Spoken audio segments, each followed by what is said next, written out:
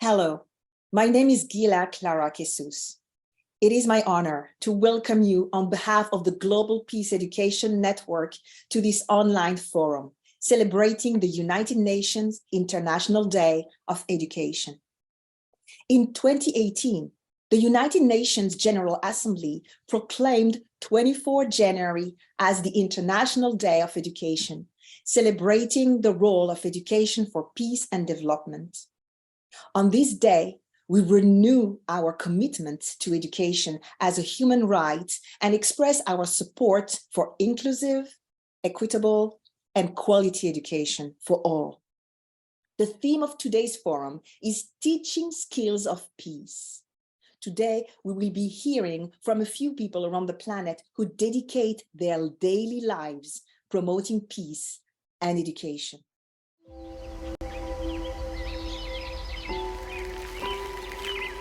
Every new year is a moment of rebirth.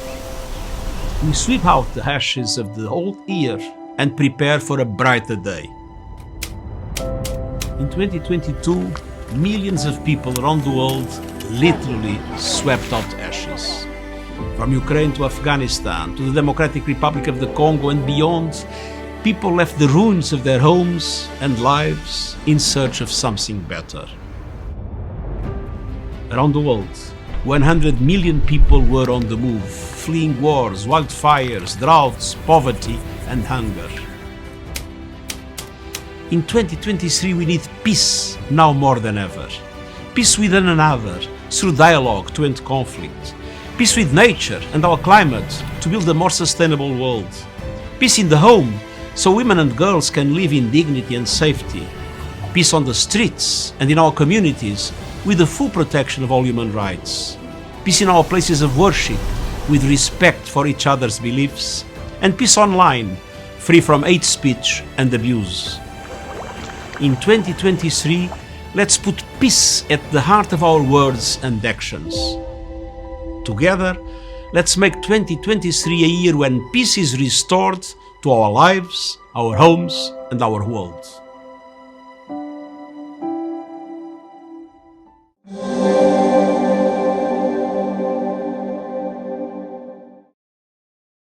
Stefania Giannini has provided educational leadership to UNESCO since 2018, when she was appointed Assistant Director General for Education, becoming the top UN official in the field. When COVID-19 wreaked havoc on the world's educational systems, she provided guidance and collaboration with UN partners to make education a priority during the recovery. In Italy, as a senator and then Minister of Education, Universities and Research, she reformed the Italian education system, centered on social inclusion and cultural awareness. Please welcome my friend and colleague, Stefania Giannini. Dear Professor Federico Mayor, ladies and gentlemen, Happy International Education Day. 2022 was a momentous year for the education community. We set the directions to shift and speed up the course to 2030 and beyond, with UNESCO World Conferences on Early Childhood Education, Higher Education in Barcelona, Adult Learning in Marrakesh. The Transforming Education Summit, convened by the UN Secretary General in September, brought education to the top of the global political agenda. More than 130 countries committed to reboot their education systems, to transform through national vision statements inspired by UNESCO's Future of Education initiative. The process leading up to the summit embraced the education community at the grassroots, including leaders, including teachers, learners, the whole community, with young people very much on the front and at the center of the process. As we move now from talk to action, which is the main objective of this year, we must actually leverage the power of this coalition of change makers. This is the thinking behind UNESCO's exercise to update the 1974 recommendation that you all know for sure concerning education for international understanding, for cooperation and peace, and education relating to human rights and fundamental freedoms. This one-of-a-kind instrument is a potent reminder, a powerful tool that peace education must be central to our efforts to create cohesive, participatory, and just societies. Since its adoption nearly 50 years ago now, new perils have emerged forcefully. We know all of them. Climate change, the rapid spread of hateful and violent ideologies, systemic racism, and lingering inequalities. The revised recommendation will set out a global consensus on the response to these threats to our survival, building on new developments and building on evidence in the field of education. It will uphold the UNESCO's vision that education in all its diversity must be free from violence and discrimination, and most importantly, must guarantee respect for human rights. This must start from the very earliest years. As the Tashkent Declaration on Early Childhood Care and Education affirms, when young children learn the language of tolerance, the language of respect and caring for others and the planet, they are internalizing principles of peace and human rights. We cannot develop meaningful peace education interventions without better understanding what works and what doesn't. Recent research shows that data gaps and lack of solid monitoring and evaluation are hindering the peace education community's ability to move forward effectively. This is why I've asked my staff to carry out a comprehensive analysis of UNESCO's peace education interventions across our global network of field offices and institutes. It's also why UNESCO supports the call to establish a Global Peace Education Day, which really will connect and empower educators around the world to share their experiences and solutions. Well, dear friends, on the 10th December this year, the international community will celebrate the 75th anniversary of the Universal Declaration of Human Rights. Let's take all together this opportunity to elevate our message that a transformed education based on human rights, justice, and solidarity is actually key to building the peace we need. I thank you very much.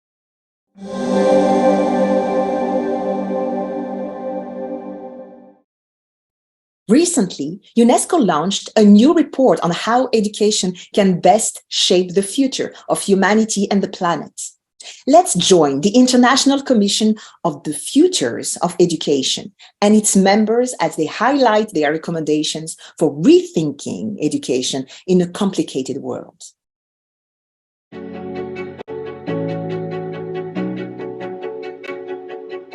We're all together on this planet, but we do not share others' resources well or use them in a sustainable manner.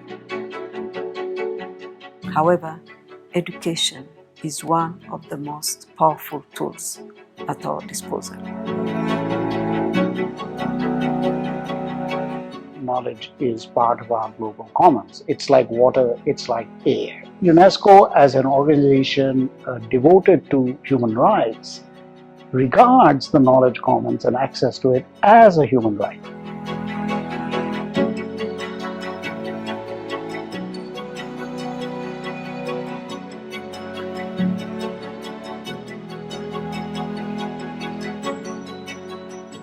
We are pleased to now present this report, Reimagining Our Futures Together, a new social contract for education.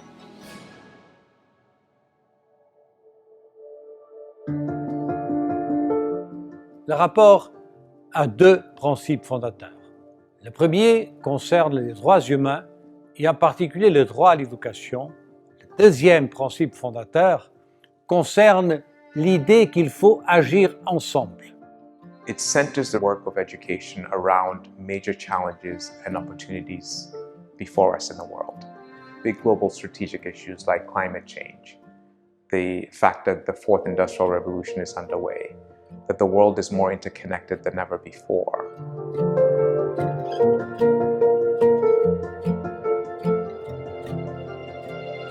COVID-19 crisis has revealed vulnerabilities in modern social systems, including education. It is essential to reimagine the educational system now so that we can prepare for the next global crisis. We have to do our best to teach young generations to care for each other. And this means that we should willingly embrace the idea of diversity. We should have the empathy to understand the needs of everyone and to support anyone. The report tries to present this as a unified concept of education where people would acquire not just cognitive skills, but also achieve the ability for emotional empathy, sympathy for the plight of others, concern for social justice and human rights, and, extremely important, an awareness of the planet that we're living on and the other species inhabiting it.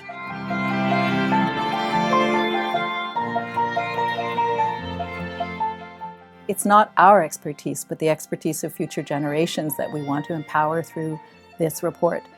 I think the recommendations that are the most important have to do with transforming education to meet the needs and challenges of our future, to meet ecological challenges, to meet the challenges of peace, and to make sure that no one is left behind.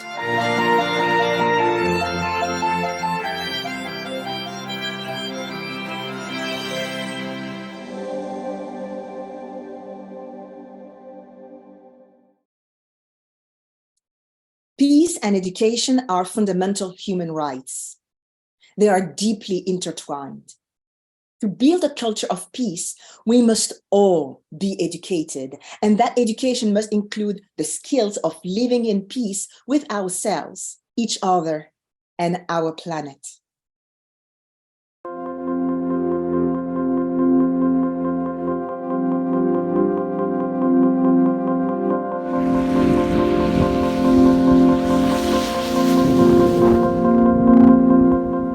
In 2018 and 19, all 12th grade students at Albert School in Colorado participated in the Prem Rawat Foundation's Peace Education Program.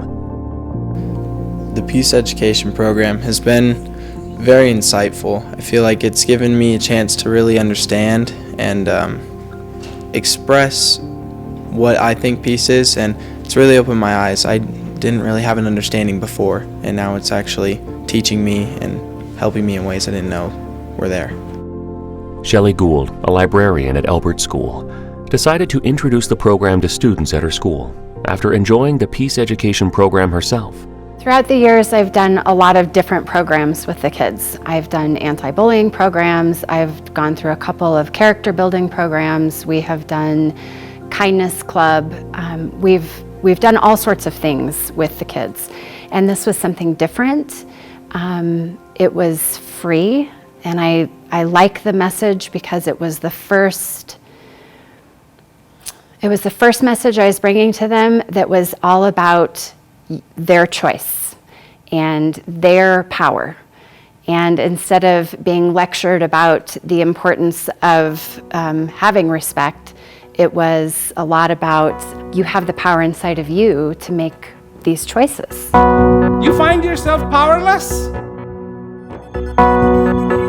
It's not true. You have a secret weapon. And it is the most powerful weapon on the face of this earth. And that weapon is your choice. Deploy. Choose peace over chaos. Choose love over hate. Choose respect over disregard. Choose clarity over confusion. The Peace Education Program, the value of it is so high, you know. It's really easy to just look at it and say, oh, it's just another TV program you could look at and just forget about, but it's really worth it to take your time and listen to what Prem has to say and other people in the program. On May 7, 2019, a school shooting occurred at the nearby STEM school Highlands Ranch, a charter school in Douglas County, Colorado. One student was killed and 8 others were injured. You know, you hear about Columbine and you hear about all of these places in Colorado where it has happened, but you'll think, oh, that'll never happen to me. And then it happens 5 minutes away. And that's terrifying. It's terrifying to go to school and hope that that's not your last day at school. It's hard to be a kid in this world. Anything that we can offer them that might be a tool in their tool belt that will help them get through a difficult time, we want to give them. They open up sometimes about their fears that they have, you know, losing family members, losing their own life, being left behind. And they start to have this realization that they have inner strength and they have tools that can help them overcome things that seem scary to them. We all think about violence in a way that we used to not think about violence. I think anytime we go to public places now, there's an element of fear, and I think it's really disconnecting for people, and I think what we need to do is start connecting people again. And I think something that the Peace Project does is connect you to something bigger, a bigger sense of community, while also showing you that you have the responsibility in yourself and you have the power in yourself. They are beginning to understand that what they need is inside of them and that they have choice and that it doesn't come from what's going on around them. If they have chaos at home, if there's chaos at school, if they have fears about something, that they can overcome that because they have what they need inside of them. I struggle with depression, anxiety, things like that, PTSD.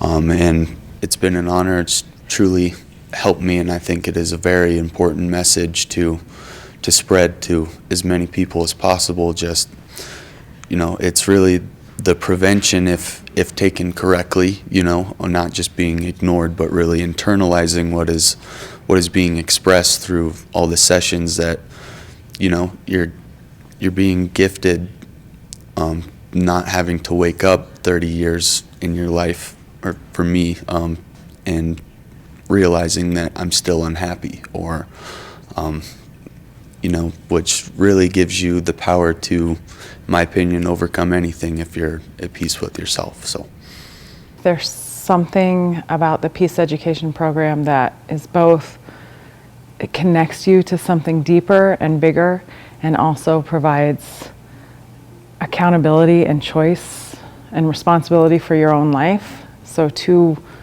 very different things in one message, and I think it's really empowering. Just wanted to appreciate the opportunity that I've had to be graced by this program. It's really changed me as a person in the way that I think and the way that I react to certain situations.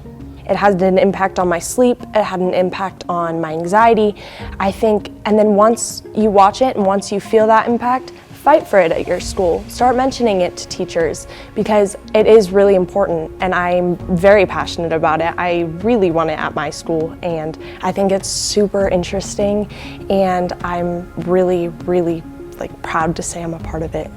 We're not just standing up and lecturing them about the importance of this character trait or that character trait, or don't bully or don't do this. We are giving them tools to be amazing human beings and to bring their light into the world and to help them maneuver very difficult, tricky waters.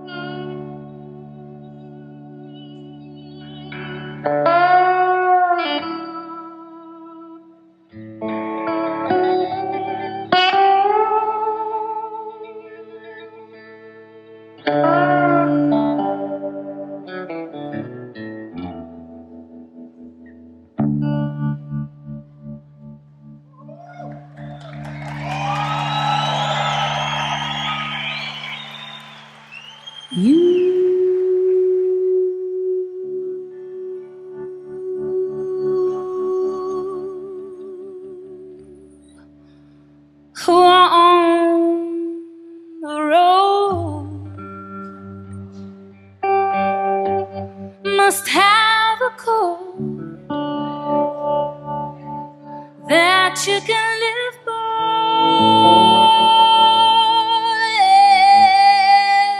And so become yourself,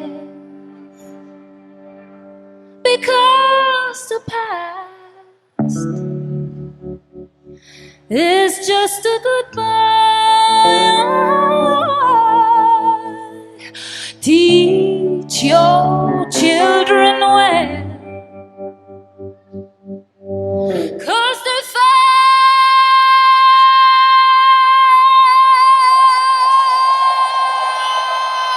hand will slowly go by, and feed them with your dreams, the one they pitched, the ones you know by.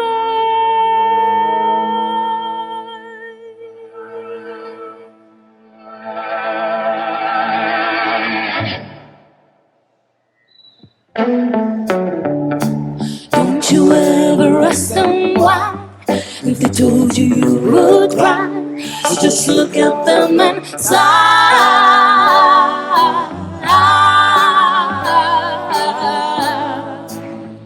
and know they love you.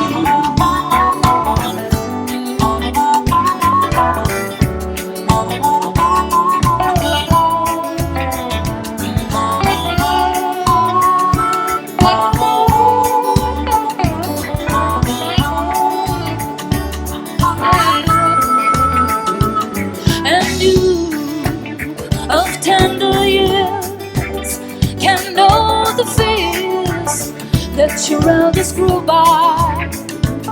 But please help them with your youth. They seek the truth before they can die. Teach your parents well, 'cause the father's hand will slowly go by, and feed them with your dreams, the ones they pitched, the ones you know by. Don't you ever ask them why, if they told you you would cry. So just look at them and sigh,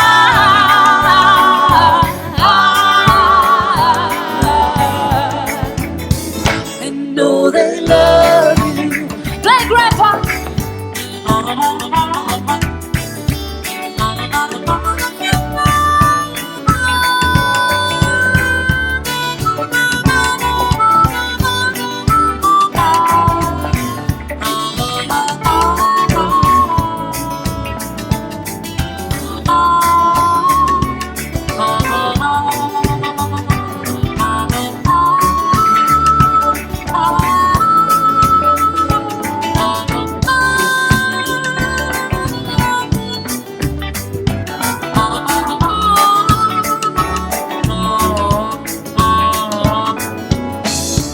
Don't you ever ask them why, if they told you you would cry. So just look at them and sigh,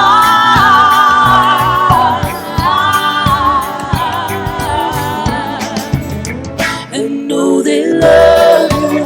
Ooh-ba-doo-ba-doo-doo, Curitiba. Ooh-ba-doo-ba-doo-doo. Ooh-ba-doo-ba-doo-doo, do-do-do-do-do-do-do-do.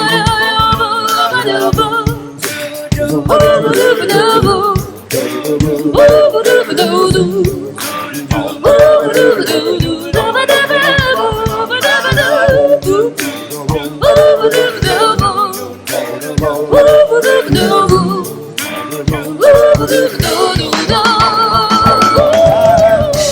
Don't you ever ask them why, if they told you you would cry.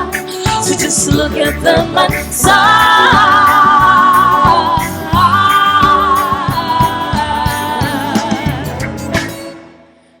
and know they love you.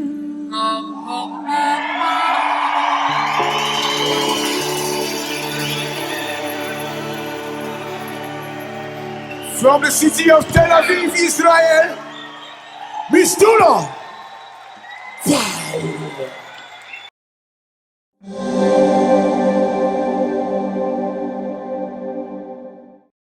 Federico Mayor Zaragoza has dedicated his career to peace and education. He is founder and president of the Foundation for a Culture of Peace, Fundación Cultura de Paz. He also started Ubuntu, a forum of civil society networks around the world. As the Director General of UNESCO, he launched a Culture of Peace program that addressed education for peace, human rights, and democracy, ending poverty, cultural diversity, and conflict prevention and resolution.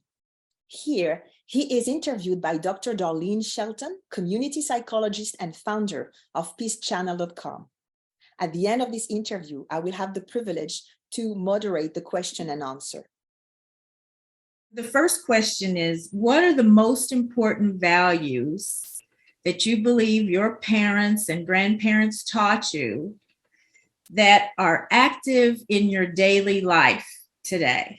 Well, I think that really my mother and my father were very, very, very good promoters in their children of the life as being a fantastic gift. We do not know what is life because it's a mystery. But what is wonderful is that every human being is unique and it is able to think and to create. Every human being is a creator.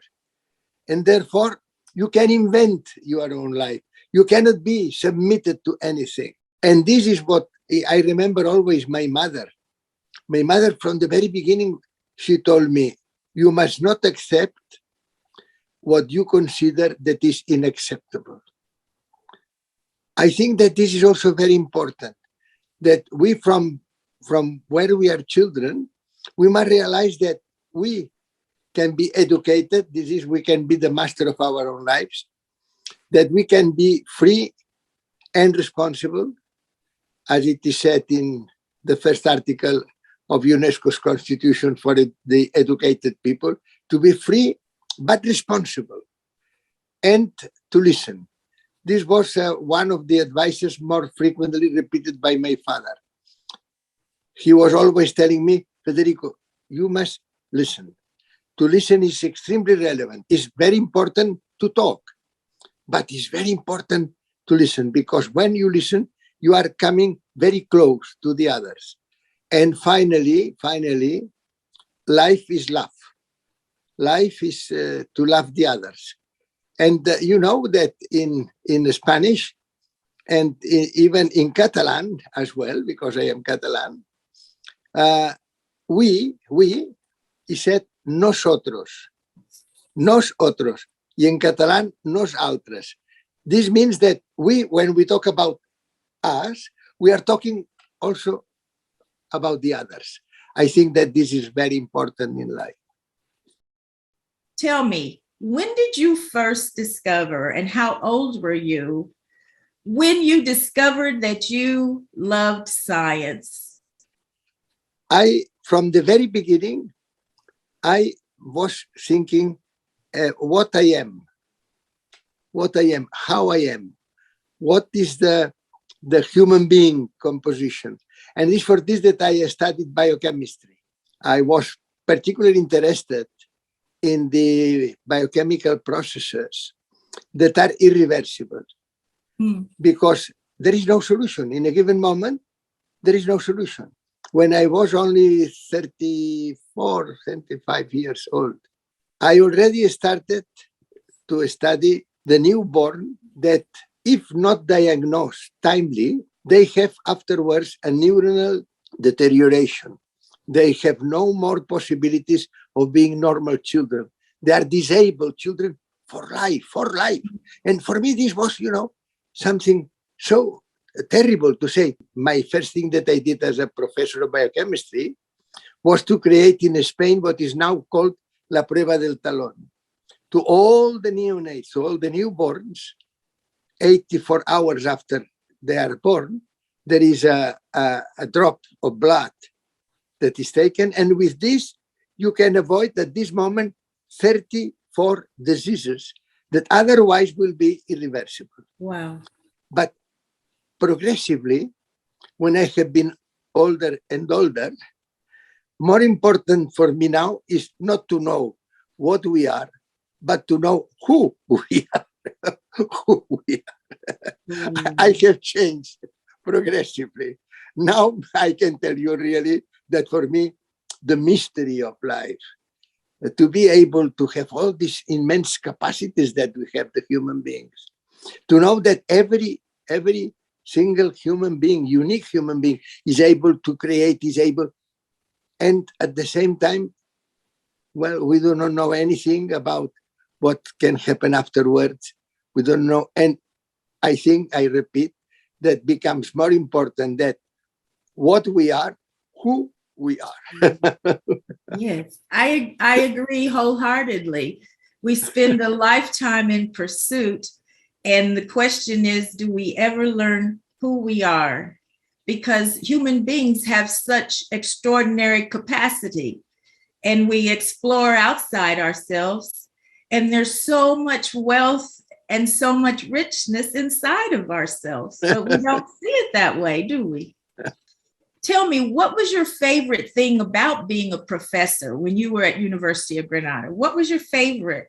I realized that it was so important to think that all these people are the privileged people that can have education at the higher level.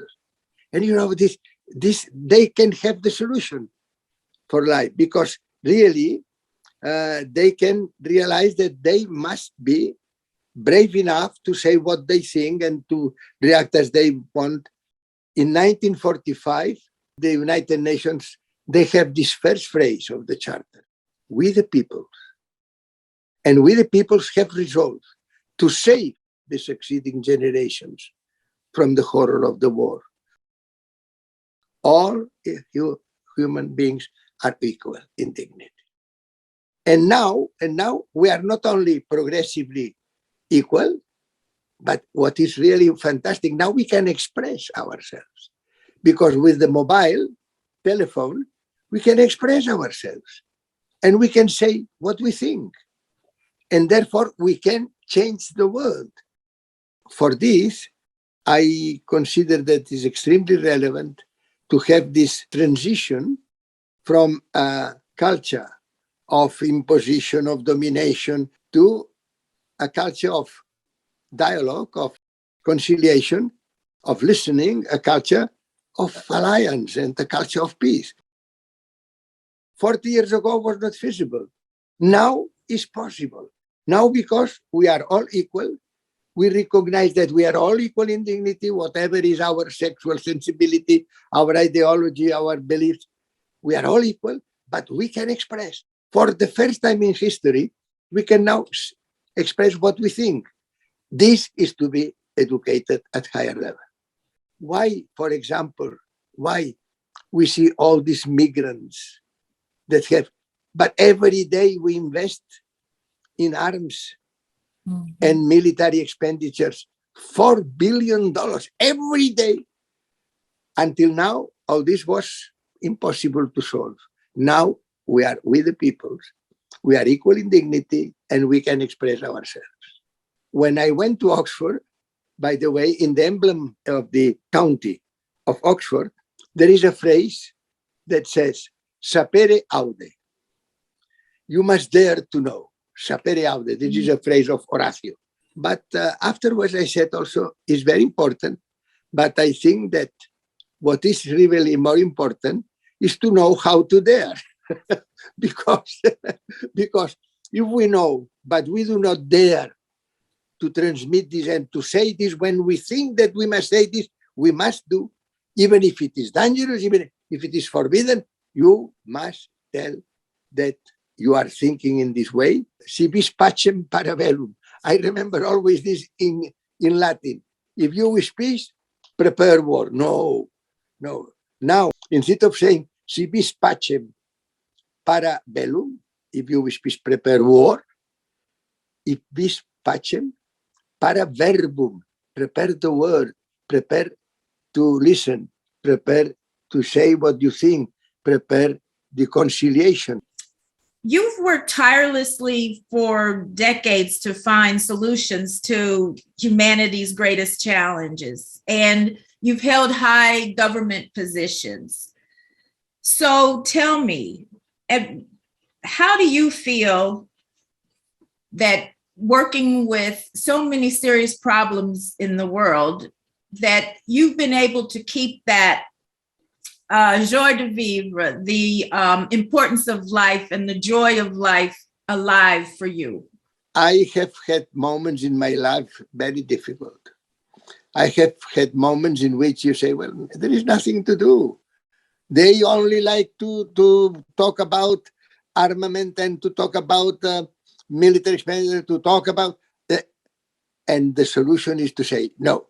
But there are also the human rights. We must be always conscient that we can change and that we can do better. And at the same time, we must realize that it's sometimes extremely difficult, yes, because there are so many different aspects of our normal everyday life that are very, very difficult sometimes to overcome. But if we are persuaded that all are equal, that all are able to do this fantastic experience of being a human being, now we can create a democracy in the United Nations, in a multilateral system, in Europe, in the United States, a real democracy.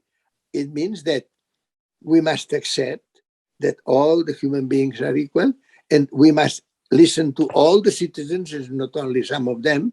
Some years ago, this was not feasible, and I think that now is feasible. And it is for this that I consider that to study and to have Peace Education Day as you wish, today is feasible not only to take into account peace in the earth, but peace with the earth. What is happening in the Arctic and the Antarctica, we cannot accept anymore this. I hope that we will be able, before long, to have a multilateral system in which the presidents that will have, in a democratic way, in their hands of the reins of the power and not the military complex.